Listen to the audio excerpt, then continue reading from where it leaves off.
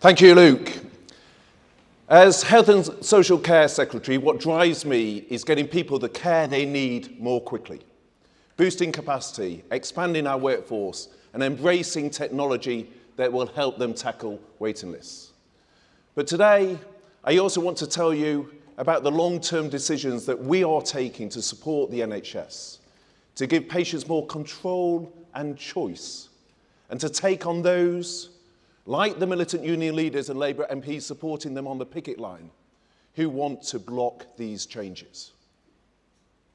We're taking immediate action to tackle challenges in the NHS and in social care, putting 800 new ambulances on the road, delivering 5,000 permanent hospital beds, and creating 10,000 hospital-at-home places for patients to receive care in their own home. And we're making the biggest ever increase in social care funding with a record uplift in the autumn statement last year.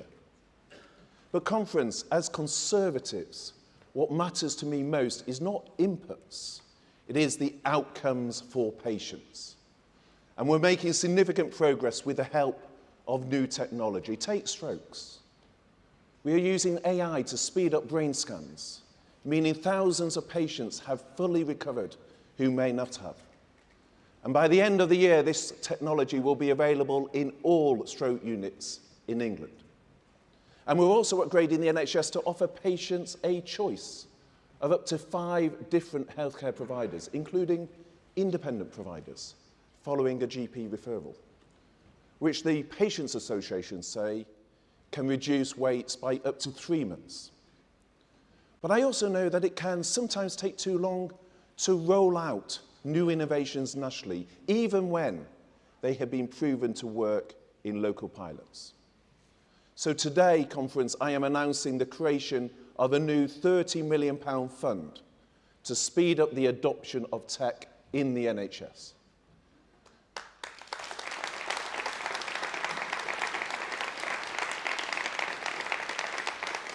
This will enable clinicians to adopt proven technology that can improve patient care. And these could include new tools to detect cancer sooner, to help people receive treatment in their own home, or increase productivity to tackle waiting lists. Projects will be delivered in this financial year, getting benefits to patients as quickly as possible. We're focused on getting the very latest technology into the hands of doctors and nurses so they can benefit you when you need it. And that's the mission I share with my fantastic ministerial team, with Will Quince, Helen Wakely, Neil O'Brien, Maria Caulfield and Laura Markham, all supported by our brilliant PPSs Gareth Bacon and Duncan Baker, and our fabulous whips Faye Jones and Lord Evans.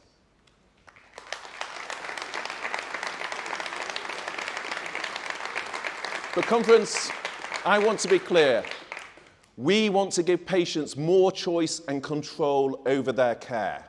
And we can only do that with long-term thinking. Take our long-term workforce plan, the largest expansion in training in the history of the NHS. The first time in the history of the NHS that a government has been willing to set out a plan for the next 15 years for recruiting and training doctors, nurses, paramedics, and other vital staff. And to show we are already delivering on that plan, I'm delighted to announce today that we are making additional medical school places available at universities for next September. Most of these places will be targeted toward 3 new medical schools at the universities of Worcester, Chester and Brunel, with further places for 2 universities here in the northwest, the University of Central Lancashire and Edge Hill. And this is alongside our new pilot for medical degree apprenticeships, a new route into medicine for young people yearning to train to become a doctor, but who want to take a vocational route, because our party is the party of real opportunity for anyone, no matter where you come from. And our conference, our plan, is not just about more staff. It is about using this powerful moment for reform, using our Brexit freedoms, shorter degrees, new roles, and more ways onto the NHS career ladder. Better for patients and the taxpayer. Now, conference, my own background in the private sector taught me that organisations run more efficiently when they look at outcomes, not the inputs. Being focused on the end point means you cut down on waste. That's why I brought in Steve Rowe, the former chief exec of Marks & Spencer, to scrutinise our department spending. With a budget of £190 billion, there's always opportunities to get more resource from the back room to the front line. When I was appointed, I put an immediate recruitment freeze in place, which has reduced the department headcount by a sixth. And we are closing half of the department's offices. That's less money on the back office and more money on the front line.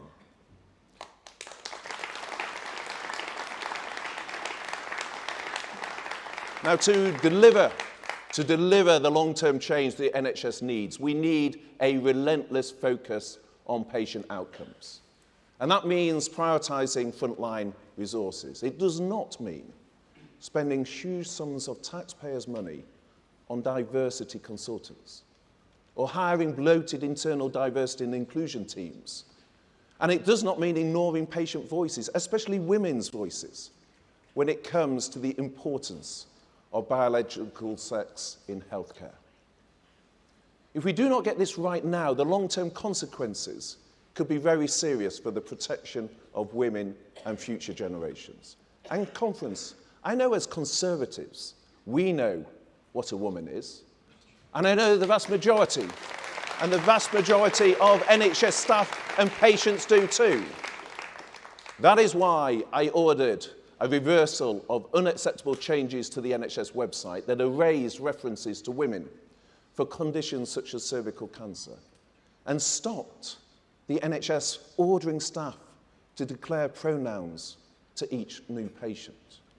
And that is why today I am going further by announcing that we will change the NHS constitution following a consultation later this year to make sure we respect the privacy, dignity and safety of all patients, recognise the importance of different biological needs and protect the rights of women.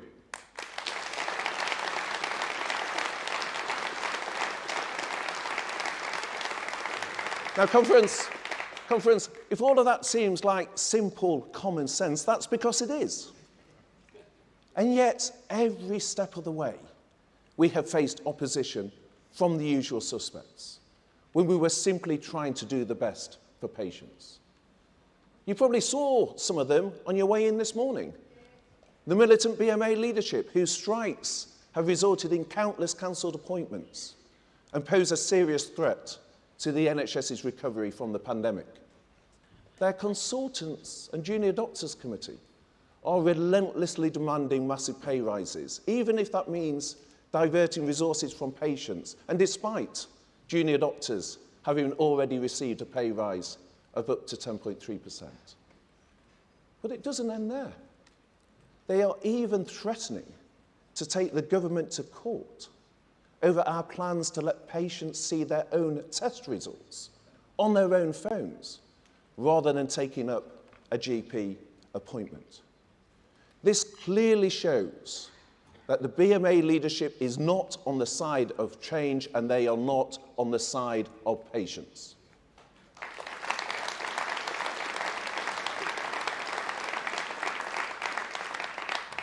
And then there's Labour. Keir Starmer's MPs continue to join the BMA on the picket line. You only have to look at Starmer's own plans for the NHS to see that Labour will always bottle it and take the easy way out. When his own proposals on workforce were published, there was nothing on reform whatsoever. No shorter courses, no new roles, just more of the same. His shadow health team won't even back our rollout of new obesity drugs on the NHS for our primary care, game-changing new treatments that could give people struggling to lose weight a real helping hand. Labour don't want to embrace innovation. Instead, the left like to lecture people on what they eat and drink. Look at Labour-run London. Sadiq Khan has banned Wimbledon adverts on the Underground. Why? because photos of strawberries and cream breach health advertising rules set by City Hall. And in Wales, Labour has banned meal deals that include a sandwich with a bag of crisps, at a time when families are concerned about the cost of living. Now, Keir Starmer says that Wales is the blueprint for what Labour can do in England. But their record on health makes for grim reading.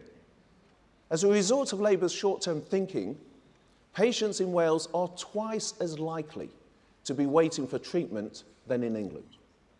No wonder that the number of patients in Wales escaping to seek treatment in England has increased by 40% in 2 years. So the next time you hear Labour telling people that they have easy answers to the challenges our health system faces, remind them that Labour is letting people down in Wales.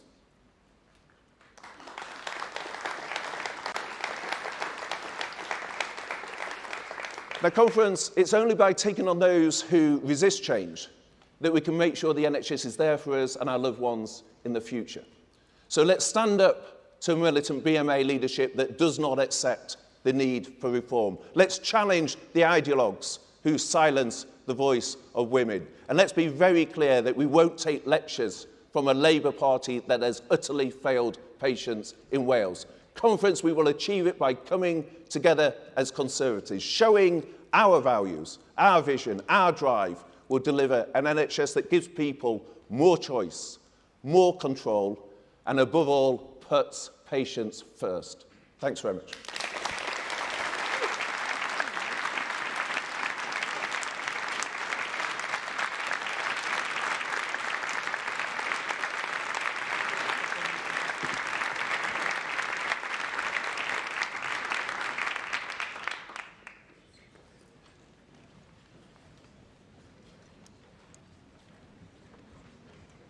Ladies and gentlemen, please welcome the Secretary of State for Science, Innovation and Technology, Michelle Donelan.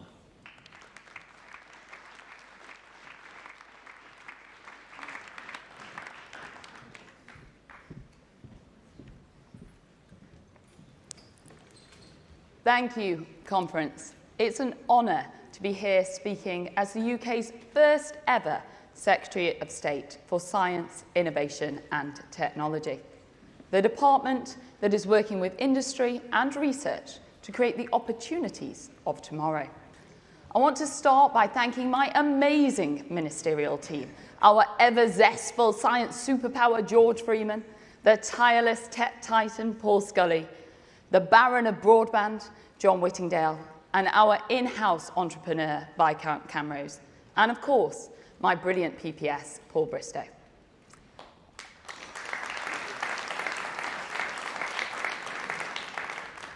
When the Prime Minister created DCIT, some questioned why this department was a priority. But they weren't saying that when our tech sector, worth over $1 trillion, was under threat in February. When the UK arm of Silicon Valley stood on the brink of collapse, putting thousands of British tech businesses and jobs in danger. But in the space of just 3 days, my department helped secure the sale of the bank, saving those businesses, protecting those jobs. And Conference, we've continued to prove them wrong. We're utilising science, technology and innovation to help us all live longer, healthier, easier, happier lives with the people that we love. In the last 8 months, over 2 million homes have been connected to gigabit broadband. By the time I finish this speech, 70 more one will have. Over 53,000 people have got new jobs in 31,000 new British tech businesses. And we've agreed a bespoke new deal to join Horizon. And we will protect 14 million children because of the online safety bill. But these aren't the only changes that have happened. We've crowned our new king, Labour have appointed another shadow cabinet, and I welcomed my baby boy in May.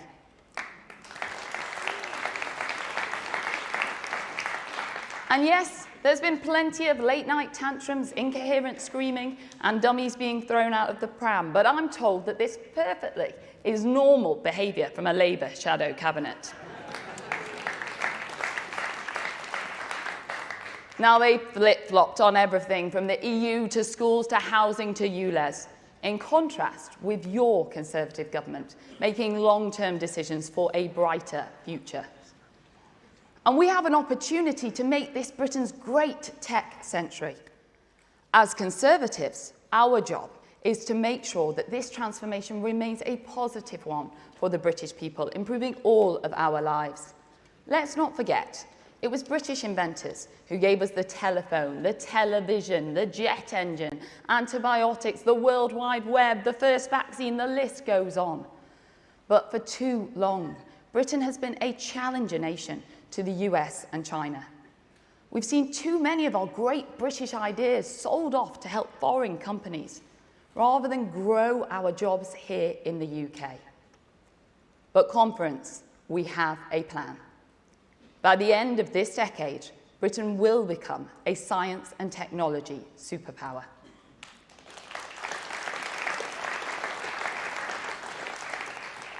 And I want this to be a country that becomes energy independent, that flies the first electric commercial plane and even discovers cures for cancer. Because when we double down on the things that put the great into Britain in the first place, our talented people, our entrepreneurial spirit, our ability to problem solve, we will lead the world with new inventions and keep those jobs on our shores. Because to me, that's what being a Conservative is all about. Aspirations and ambition for our nation and putting the British people and British values first. Conference, just look at our game-changing online safety bill, how it put you back in the driving seat of what you see and do online. When I took over this bill a year ago, many of us were concerned about the implications for free speech. It was stuck in deadlock over the issue of legal but harmful, and I didn't think it went far enough to protect our children. So I injected some common sense. I said that we should not create quasi-legal categories where something can be legal to say offline to somebody's face, but where the state then clamps down on it online.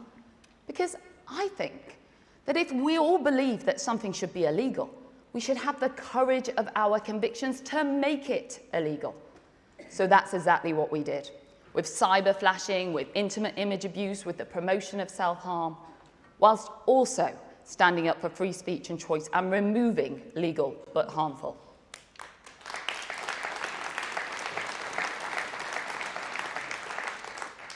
Illegal content should go, yes. Companies should stick to their own terms and conditions, yes, and not treat different parts of society differently. But fundamentally, I believe adults should have more choice over what they see, not the state, and not tech executives thousands of miles away, because we are the party of free speech, and we should stay that way.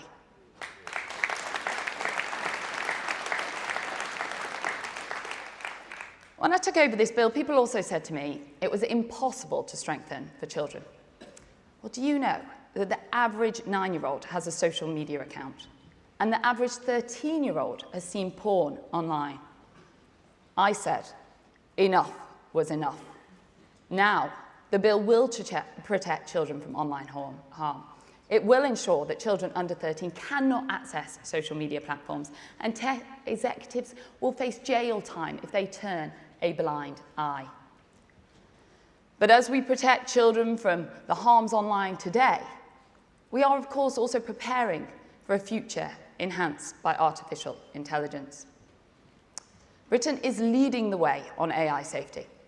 AI does have enormous opportunities to cut down our NHS waiting lists, to support teachers. They've got more time to teach and less time to do admin, and to revolutionise our public transport and much, much more. But to seize these opportunities, we've got to grip the risks. Next month, Britain is organising the world's first global AI safety summit, bringing together world leaders so we can better understand the risks of AI and put in place the guardrails to protect the public, whilst also reaping the benefits and fostering innovation. With the Prime Minister, I set up the world-renowned Frontier AI Task Force, modelled on the fantastic Vaccine Task Force, with some of the leading minds on AI to ensure that Britain really does lead the way on AI safety. Because the stakes are just too high, and the technology is developing too fast for us not to act. Conference, I believe we should be proactive, not reactive. I believe that we are at the crossroads in human history, and to turn the other way really would be a monumental missed opportunity for mankind. Already, AI is being used to detect breast cancer earlier. The capability exists to prevent over 90% of road collisions, and it's being used to detect heart disease 39 times faster. And that's just to name a few examples. The opportunities in the future really are limitless. But we won't be able to make them a reality unless we have the skills, and then we can truly seize these opportunities. To ensure that the next generation of the world's AI entrepreneurs are Britain's best and brightest, I am today announcing an £8 million increase to the number of AI scholarships that we are funding, giving 800 more people the opportunity to excel in AI, and cementing our place as leading the global conversation on AI safety.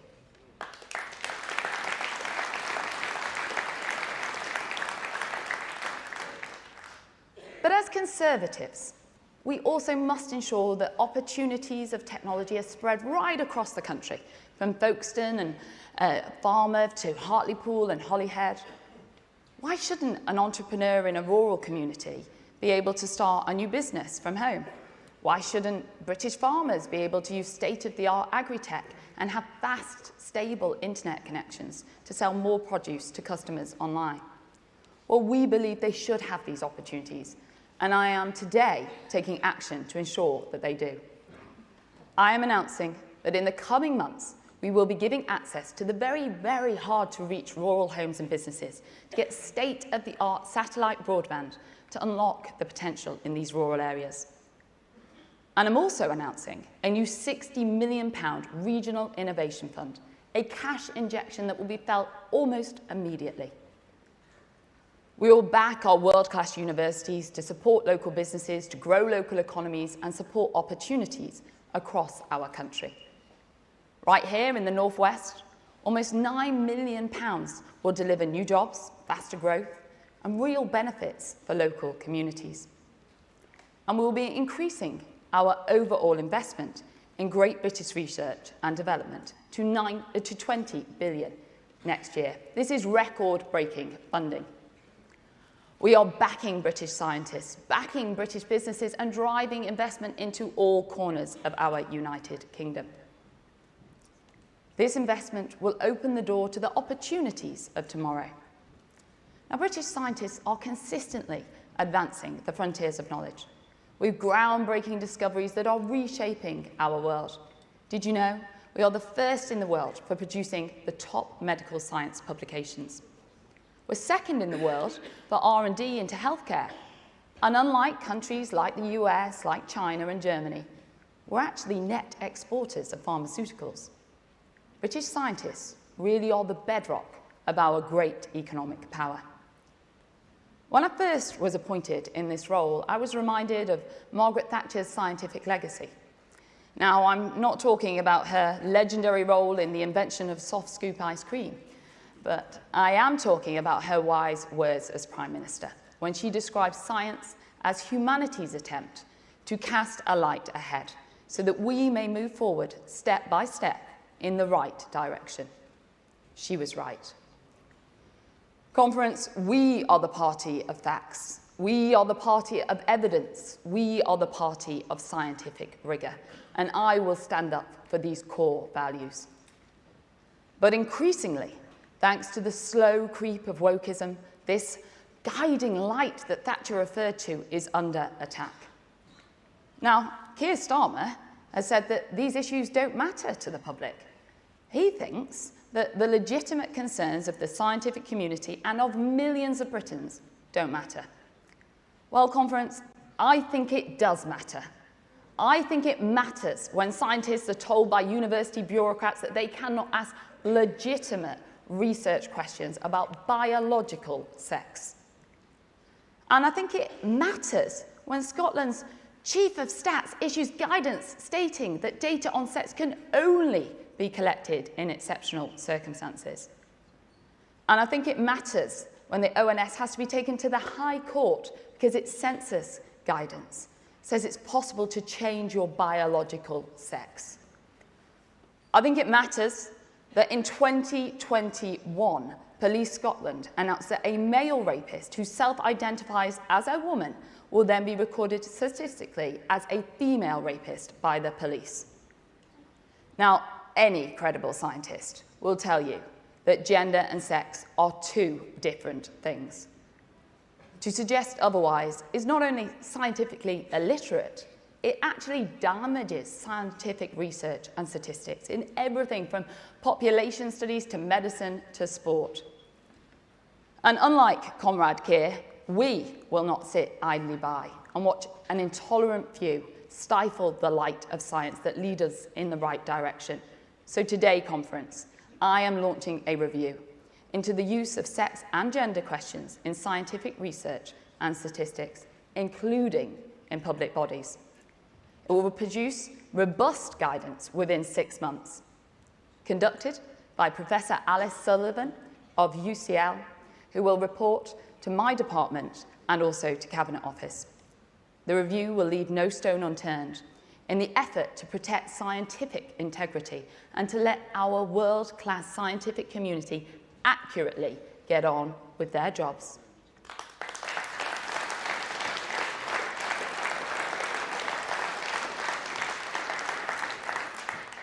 So, to those who think that they have the right to impose this utter nonsense on science, let this message today go out from this conference hall. We are safeguarding scientific research from the denial of biology and the steady creep of political correctness.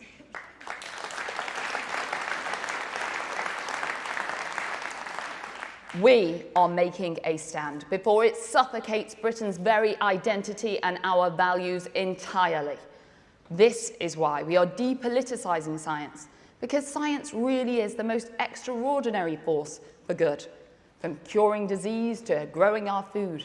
And we've got to keep it that way. Science must be based on facts. Now, finally, conference, delivery and outcomes are my focus. Last month, I announced a bold new deal to join Horizon, the world's biggest scientific collaboration. During the negotiations, Labour called on us to take the very first deal we were offered. They told us, bite the EU's hand off. Little Britain couldn't get a better deal. They talked our country down just to score quick political wins. And what did we do? We got an even better deal.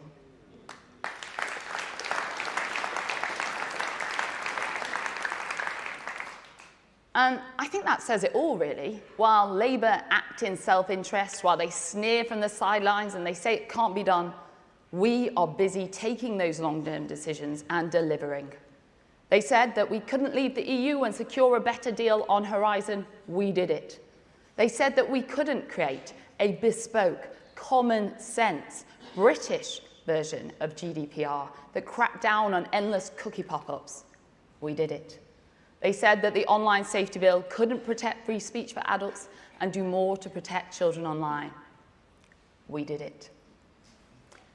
And we achieved these because we never lost sight of what it means to solve difficult problems in an unapologetically common-sense, conservative way.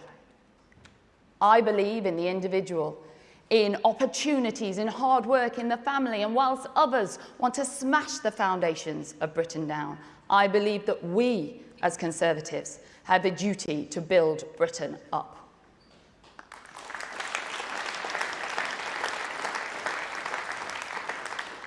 Now, that's what my department is all about, and that's what this government is all about. Consistency in our values, long-term commitment to opportunity, driving us forward for a better today and for our children's tomorrow. Thank you.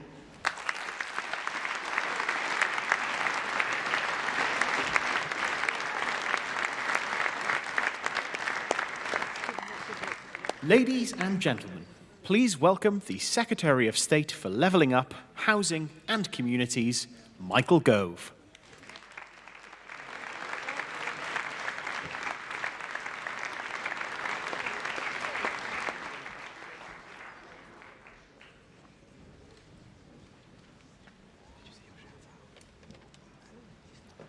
Good morning. Lovely to see you. I want to begin with a word of thanks. I want to thank you, every single one of you in the hall, your friends, your family, the army of Conservative activists, members and supporters. Because it's thanks to you, your unstinting efforts, your energy and your enthusiasm, that we have Conservatives in government. And we Conservatives have a record that we can be proud of. Consider the facts. We have delivered. We've delivered better state schools than ever before, with our children the most literate in the Western world. And there are more students from state schools now at our best universities. We've also got more students securing top grades in maths, physics, and chemistry. Our universities are the best in Europe, and they're growing. We also have record numbers in employment. We've created 1 million more new jobs while in government, because welfare is simpler, fairer, and better targeted.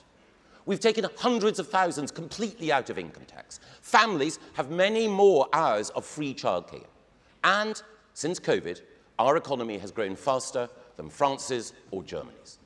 We've also delivered the first national living wage, same-sex marriage, and the most diverse government ever. Stronger defense, with 2 new aircraft carriers, new nuclear submarines, and a strengthened NATO. We've delivered the fastest decarbonization of any major economy. And we're world leaders in offshore wind, world leaders in reforming farming, and we have shown world leadership in protecting our oceans. Brexit has been delivered, and membership of the world's fastest growing trade bloc secured. And there is now more than £350 million extra a week for our NHS. We're showing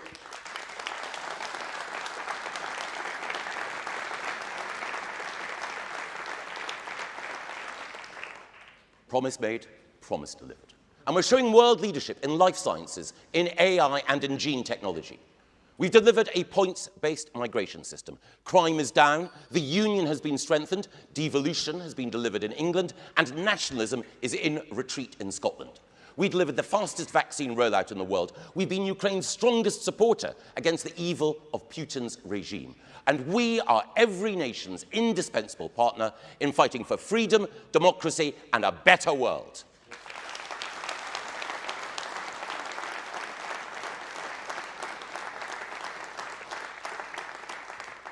We've got a record to be proud of, a Conservative record, a record of delivery against the odds, and a record that every one of us should be proclaiming every single day from now until the next general election, because this is a record which will give us victory.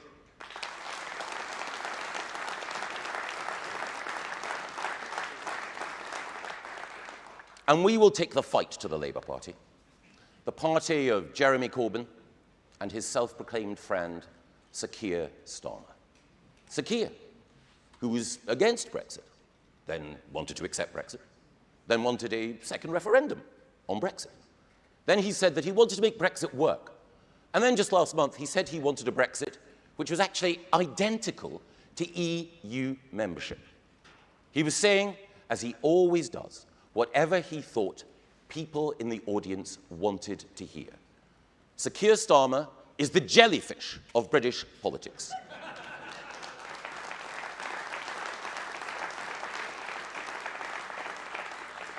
He's transparent, spineless, and swept along by the tide.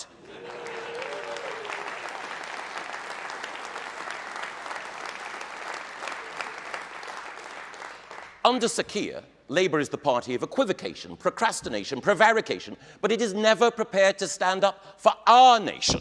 It is the party of high unemployment, higher taxes, and always the highest debt and deficits. It's the party of low ambition, lower standards in our schools, and always the line of least resistance in the face of left-wing pressure groups at home and threats abroad.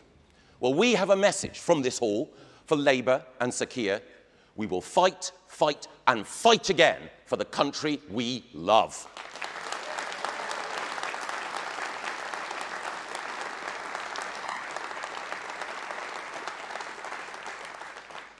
And there is so much to love about our country. Though you might not always think that if you relied on Twitter for your news and The Guardian for your views. There's a fashionable tendency to denigrate our country, to denounce our past, and to see only decline in the future. But the country that the left depicts is not the United Kingdom that we know. This is a country which welcomes refugees from Hong Kong, Afghanistan, and Ukraine. A country which invests billions fighting climate change in the poorest countries in Asia. We fight poverty in Africa and tyranny everywhere. We're a country with the most diverse and inclusive Conservative government in the West. A Foreign Secretary whose mum came from Sierra Leone, a Home Secretary whose family are from Kenya and Mauritius, a Business Secretary brought up in Nigeria, and a friend of mine whose grandparents came here from Kenya's Indian diaspora, our Prime Minister, Rishi Sunak.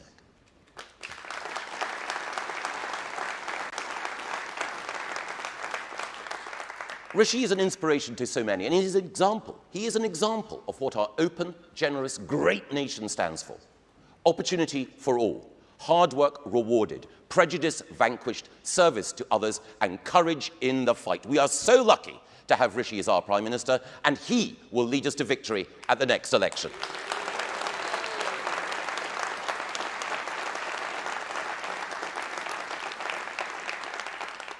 For while we've achieved so much together, there is still much more to do.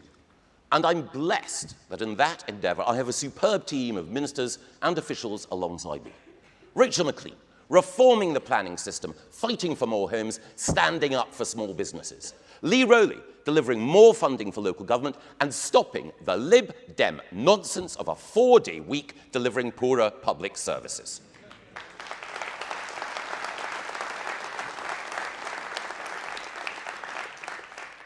The great Jacob Young, the engineer of levelling up, supporting our towns to flourish. Felicity Buchan, tackling anti-Semitism with our bill to end the stigmatization of the world's only Jewish state by the far left, and our heroine in the Lords, the wonderful Jane Scott, a champion for the council tenants who've been let down by Labour local authorities. Can we thank them all?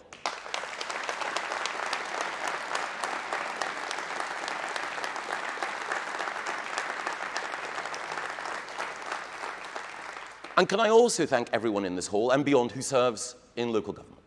Our councillors and former councillors are the stars who guide our path forward, the local heroes who are responsible for thousands of acts of kindness and leadership every day.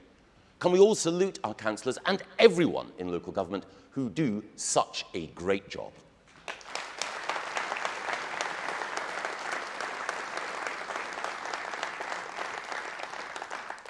Our councillors remind us that we win as a team. And as a team, we have so much more to do. We need to ensure that every family has a safe, decent, warm home. We need to ensure that many more young people can have a home of their own. And we're on track to deliver 1 million new homes in this Parliament. But we need many more.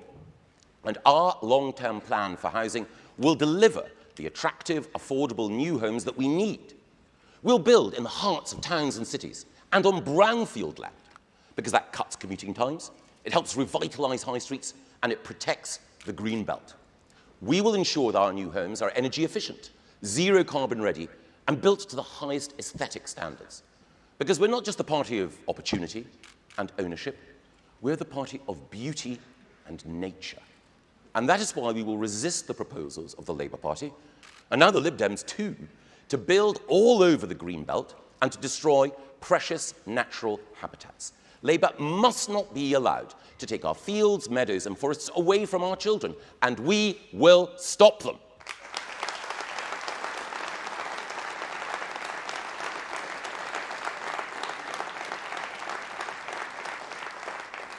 Under the Conservatives, we will have a beautiful built environment and an enhanced natural environment.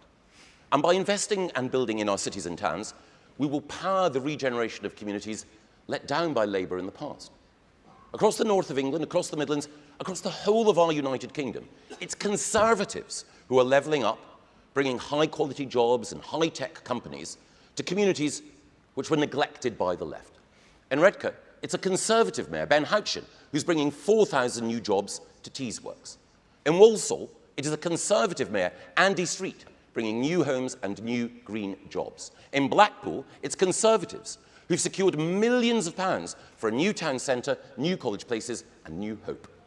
And we're also working in Mansfield, in Worksop, in Wednesbury, in Lee, in Grimsby, in Accrington, in Dudley, in Ashfield, in towns across our country which are the backbone of Britain, to bring new jobs, new opportunities, a new hope.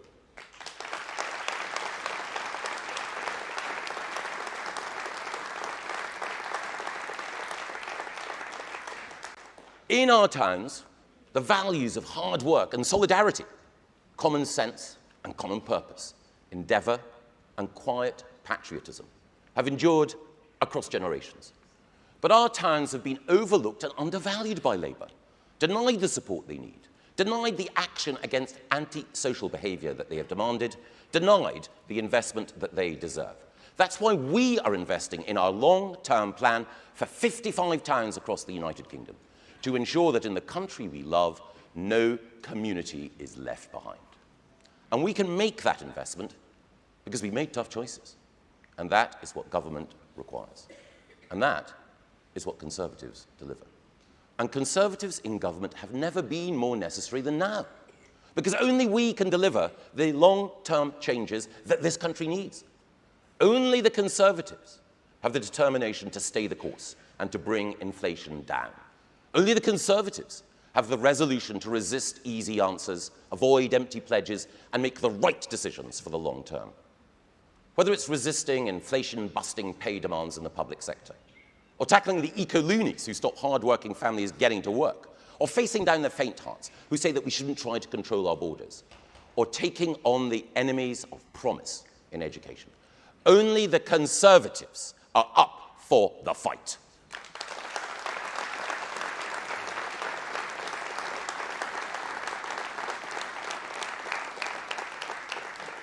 We're the party that fought in the past to bring positive change, that fought to clear slums over a century ago, that fought to lay the foundations of the welfare state 90 years ago, that fought fascism, communism, and tyranny throughout the 20th century, that fought the culture of managed decline, low expectations, and bureaucratic sloth that held us back in the 70s. The party that fought for home ownership, lower tax, and personal freedom in the 80s, that fought to alert the world to the dangers of climate change, and fought to uphold democracy in Ukraine, that fought to make opportunity more equal in the last decade, for gay people, for poorer children, for those living with disability, and for those from every background who believe in hard work and home truths. And we will fight at the next election for a kingdom more united, more confident, and more ambitious. We will fight together for the country we love. Thank you.